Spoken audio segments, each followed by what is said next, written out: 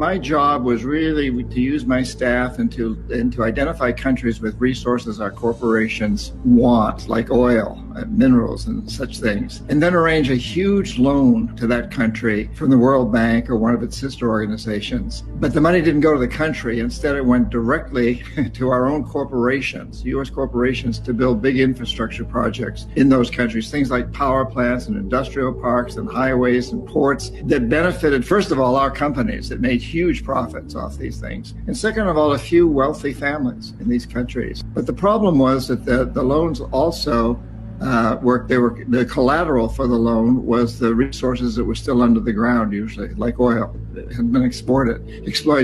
And so the idea was that they would take on these loans, and over time, they would allow our corporations to come in and take their resources. In the meantime, they had to pay off interest on the loans. And so most of the people in the country suffered terribly. Money was diverted from education, healthcare, and other social services to pay off the interest. So we'd go back in, usually under the guise of the International Monetary Fund policing organization, and say, okay, so you're not paying off your loan, so you sell your oil real cheap to our corporations without environmental or social regulations. Let the United States build a military base on your soil.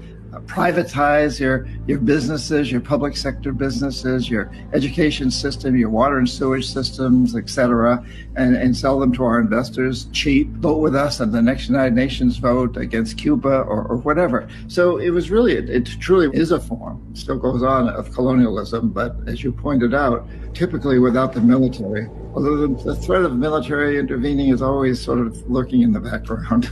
So what happens when a country you're going after can't pay its debts? You elaborated on it a little bit, but can you go into a little bit more detail?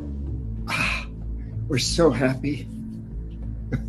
We're just so happy because the IMF goes in and restructures the loan.